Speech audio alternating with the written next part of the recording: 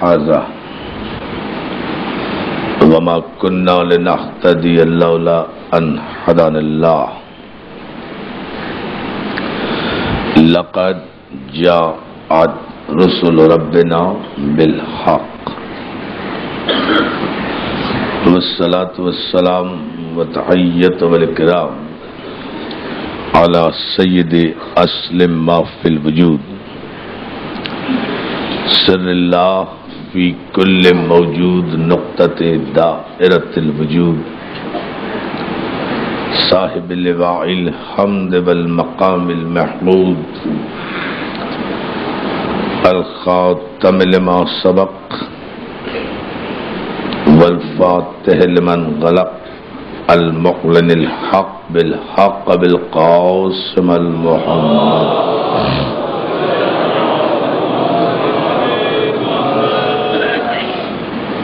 وآلہ الطیبین الطاہرین المعصومین المنتجبین المظلومین ولعنۃ اللہ علی اعدائہم اجمعین من یومنا ھذا الی یوم الدین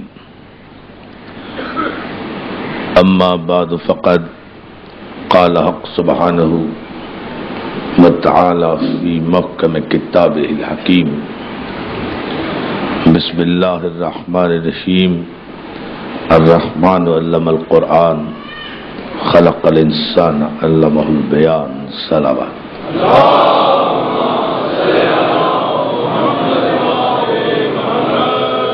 حاضرین گرامی قدر، بزرگان محترم، عزاداران مظلوم کربلا، امام بارگاہ حسینیہ خواجگاہ نروالی میں الحمدللہ آپ حضرات کے بہترین جذبہ ایمانی کی نظر یہ ہماری 5ویں تقریر۔ آپ جس ذوق و شوق ایمانی سے ہماری کجبج بیانی کو شرف سماعت عطا فرما رہے ہیں، اس پر ہم انتظامیہ کی طرف سے اور اپنی طرف سے آپ کے شکر گزار بھی ہیں اور آپ کے دعا گو بھی۔ آپ جس محبت اور جس خلوص کے ساتھ اس گفتگو کو اور اس موضوع پر غور و خوض فرما رہے ہیں اور جس انہماک کے ساتھ متوجہ ہیں، وہ ہمارے لیے وجہ افتخار بھی ہے اور سبب شرف بھی۔ حقیقت یہ ہے کہ عشر محرم کا انتظار سال بھر رہتا ہے اور عشر محرم آ کر گزر بھی جاتا ہے اور پتہ بھی نہیں چلتا کہ کب فاطمہ کا لال ہمارا مہمان ہوا اور کب رخصت ہو گیا۔ یہ اعجاز ہے اس غم کا، یہ لطافت ہے اس غم کی کہ اس ذکر سے انسان کو لطافت روحانی عطا ہوتی ہے، روح کو ایمان عطا ہوتا ہے، قلب کو یقین عطا ہوتا ہے، دماغ کو رزق علم عطا ہوتا ہے، اور اگر روح اور دماغ پاکیزہ ہو جائیں تو آدمی پھر ناپاکوں کی طرف نہیں دیکھتا، پاکوں کی طرف متوجہ ہو جاتا ہے۔ صلوات میرے محمد علیہ۔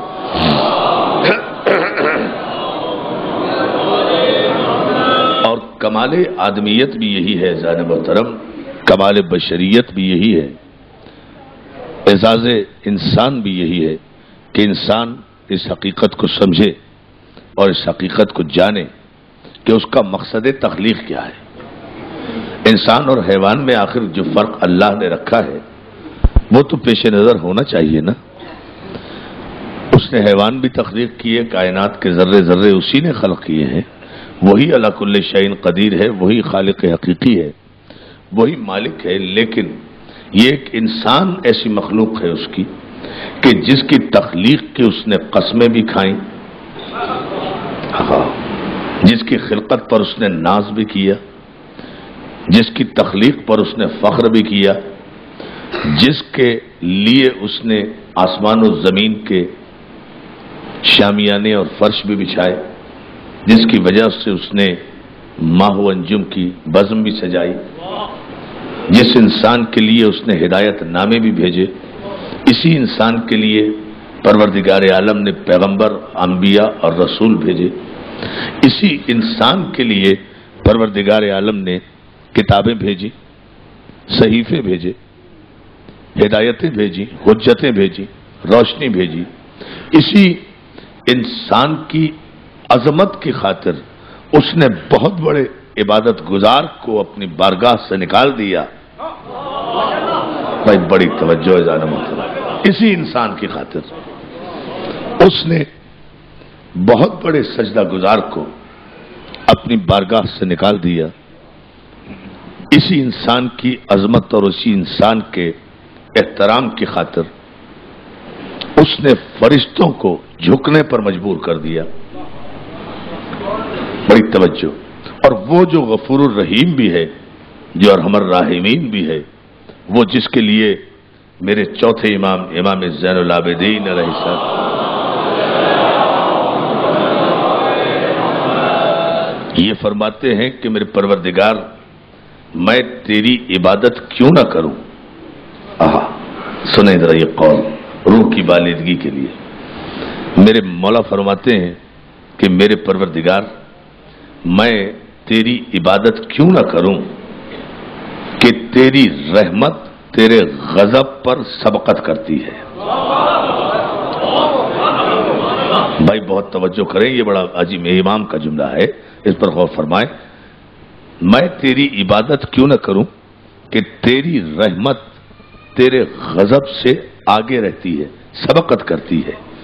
یعنی اللہ کی یہ پوری خدائی میں ہم جو سانسیں لینے کے بھی قابل ہیں نا، یہ صرف امام کے اس قول کے مطابق ہیں کہ اس کی رحمت آگے ہوتی ہے، اس کا غضب پیچھے ہوتا ہے۔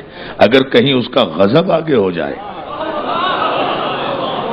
بڑی توجہ، اگر کہیں اس کا غضب آگے ہو جائے اور اس کی رحمت پیچھے ہو جائے تو ہم تو زندگی میں ایک سانس بھی لینے کے قابل نہ رہے اس کا۔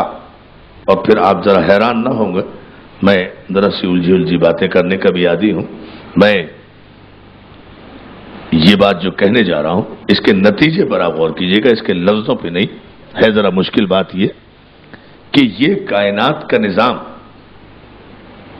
جو پروردگار کی کائنات ہے پوری، یہ پورا نظام عدل پر نہیں چل رہا۔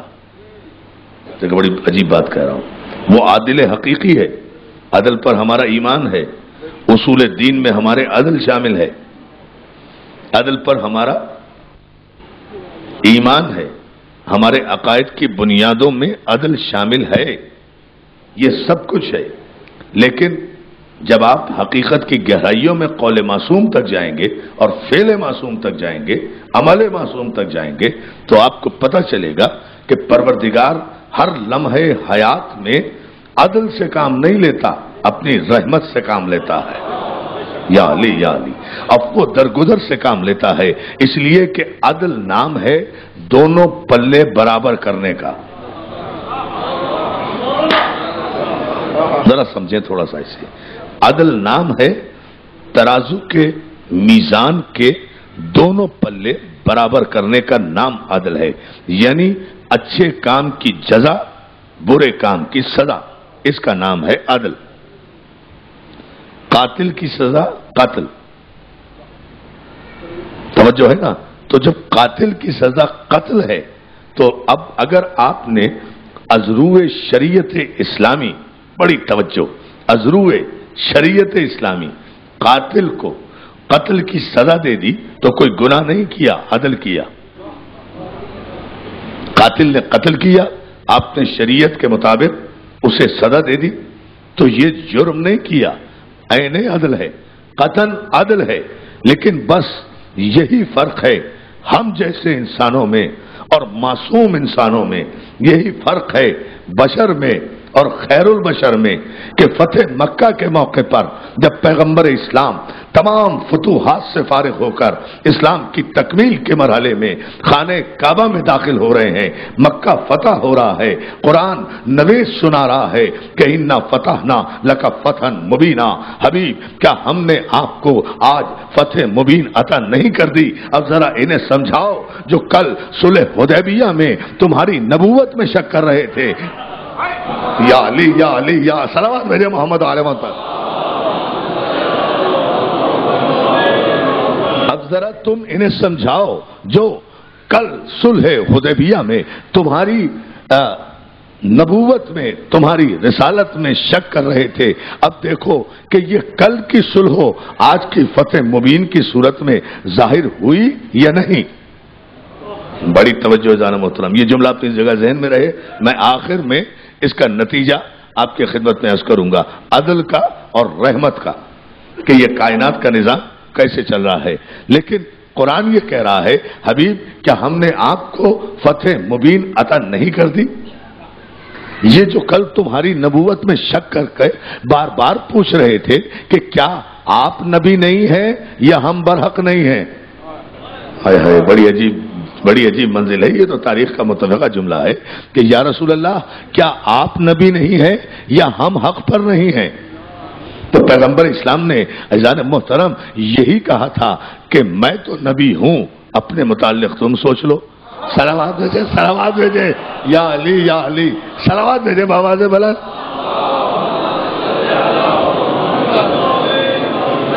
ہاں مولا آپ کو سلامت رکھے۔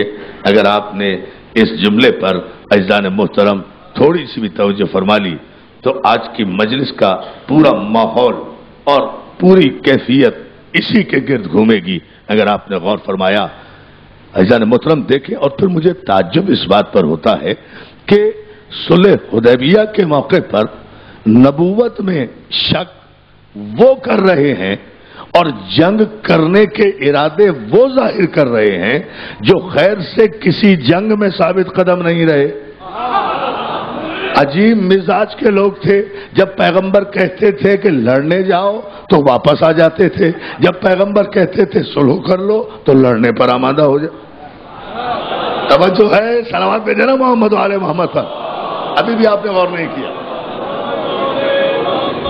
عجیب مزاج کے لوگ تھے، عجیب فیصلوں کے لوگ تھے، اپنی اپنی طبیعت کے لوگ تھے، جہاں لڑنے کے موقع ہوتے تھے وہاں واپس تشریف لے آتے تھے، اور جہاں صلح کی بات ہوتی تھی وہاں اعتراض کرتے تھے۔ تو اب آپ دیکھیں تاریخ کی ساری کتابیں متفق ہیں، ایک ایک صفحے تاریخ پر تمام مسلمان اور غیر مسلم مورخین نے لکھا کہ جب حدیبیہ کی صلح کا موقع آیا ہے تو پیغمبر اسلام نے علی کو حکم دیا ہے علی آپ صلح نامہ لکھیں۔ علی نے تعمیل ارشاد کی اور صلح نامہ لکھنا شروع کیا، اور صلح نامے میں آپ غور نہیں کر رہے جملے پر، صلح نامہ علی نے لکھنا شروع کیا، صلح نامہ علی نے لکھنا شروع کیا۔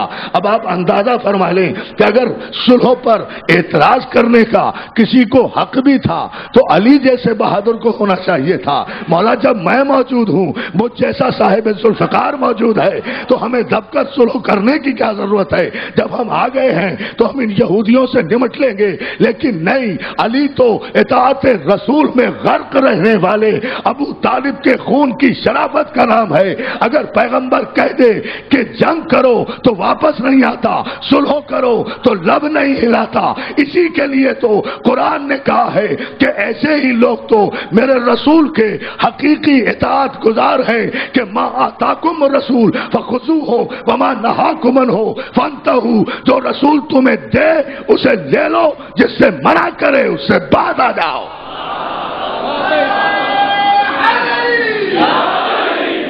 اللہ کو سلامت رکھے، بلند ترین صلوات بھی بھیجے محمد والے محمد پر۔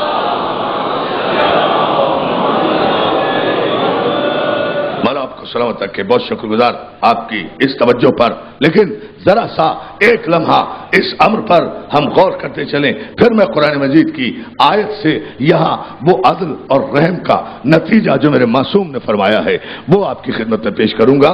تو عزیزان محترم، یہ مقام فکر ہے یا نہیں یہ مقام تفکر ہے یا نہیں کہ سب نے متفقہ طور پر یہ لکھا کہ صلح نامہ جو ہوا حدیبیہ میں اسے پیغمبر اسلام کی جانب سے علی نے تحریر کیا. یا علی یا علی. پھر سمجھ لیں، میں یہ بار بار کہوں گا، جملہ یہ نیا نہیں ہے، لیکن میں کہوں گا اس لیے کہ مجھے اس میں ایک لفظ کہنا ہے، اور اگر وہ لفظ میں آپ کے دل کی گہرائیوں میں اتار گیا تو میں سمجھوں گا کہ آج کی مجلس کا محصل ہوگا انشاءاللہ میرے مولا نے اگر چاہا. کہ آپ یہ دیکھیں کہ تاریخ کے سارے مورخین نے متفقہ طور پر یہ تحریر کیا کہ حدیبیہ کا صلح نامہ لکھنے والا کوئی اور نہیں تھا، لکھوا پیغمبر رہے تھے، لکھ علی رہے تھے، اعتراض دوسرے کر رہے تھے. یعنی 3 گروہ ہو گئے، ایک لکھوانے والا، ایک لکھنے والا، ایک صرف اعتراض کرنے والا. تو جو ہے نا، علی لکھ رہے تھے، علی لکھ رہے تھے. اور شبلی نعمانی نے تو جان محترم یہاں تک لکھا، شبلی نعمانی کے لفظ ہیں، اور کوئی موقع جو نہیں ملا اپنی تو ساری صفائی پیش کر دی. یوں اعتراض کیا تھا، مقصد یوں تھا، مزاج کے خلاف تھا، دبنا نہیں چاہتے تھے، ڈرنا نہیں چاہتے تھے، گھبرانا نہیں چاہتے تھے، وکیل صفائی کا پورا کردار ادا کیا. لیکن علی میں ظاہر ہے کوئی عیب تو نکال ہی نہیں سکتا. جو علی میں عیب نکال دے وہ خود عیبدار ہوتا ہے. یا علی یا علی یا علی. علی میں کوئی نقص تو نکال نہیں سکے، پھر بھی اتنا ضرور لکھتے لکھتے لکھ گئے شبلی نعمانی جیسے مورخ بھی کہ علی نے زندگی بھر اطاعت رسول کی ہے، زندگی بھر پیغمبر اسلام کی اطاعت کی ہے. لیکن ایک مرحلہ ایسا آیا ہے کہ جہاں علی نے تھوڑی دیر کے لیے حکم رسول ماننے میں تعامل کیا ہے، اور وہ موقع وہ تھا کہ جب علی صلح نامہ حکم پیغمبر سے لکھ رہے تھے تو صلح نامے کی پہلی سطر میں علی نے لکھا کہ یہ معاہدہ ہے یہودیوں اور محمد رسول اللہ کے درمیان. تو یہودیوں نے اعتراض کیا کہ بھائی یہ لفظ آپ لفظ رسول اللہ اس میں سے نکال دیجئے، اس لیے کہ اگر ہم انہیں رسول اللہ تسلیم کر لیں تو ہم میں اور ان میں پھر جھگڑا ہی کیا رہ جاتا ہے. صلوات میرے محمد آل محمد پر. اب یہ شبلی کے لفظ ہیں دوستو، اور دیکھیں پورے مجمع کی توجہ آپ چھلک اٹھیں گے اس کے نتیجے سے. ابھی تو میں شبلی کا اعتراض بیان کر رہا ہوں. شبلی کہتا ہے کہ جب علی نے یہ لکھا کہ یہ معاہدہ ہے یہودیوں کے درمیان اور محمد ابن عبداللہ رسول اللہ کے درمیان، تو یہودیوں نے کہا کہ محمد ابن عبداللہ رہنے دیجئے، رسول اللہ کاٹ دیجئے. آئے ہائے، رسول اللہ کاٹ دیجئے، اس لیے کہ لفظ رسول ہی پر تو ہمیں اعتراض ہے کہ ہم انہیں اللہ کا رسول نہیں مانتے. تو شبلی لکھتے ہیں کہ علی نے لفظ رسول اللہ نہیں کاٹا، پیغمبر اسلام نے کہا علی لفظ رسول اللہ کاٹ دو. تو علی نے کہا یا رسول اللہ میں لفظ رسول اللہ اپنے ہاتھ سے نہیں کاٹ سکتا، اس لیے کہ میں رسول نہیں ہوں، میں رسالت کا گواہ ہوں. توجہ ہے یا علی یا علی. مولا آپ کو سلامت رکھے. میرا بیٹا ہاں جی بالکل. ہاں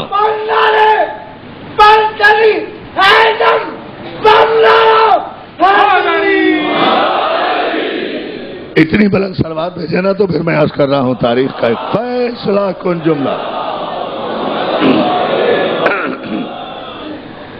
علی کہتے ہیں شبلی کے بقول، علی کہتے ہیں یا رسول اللہ میں لفظ رسول کو کاٹ نہیں سکتا.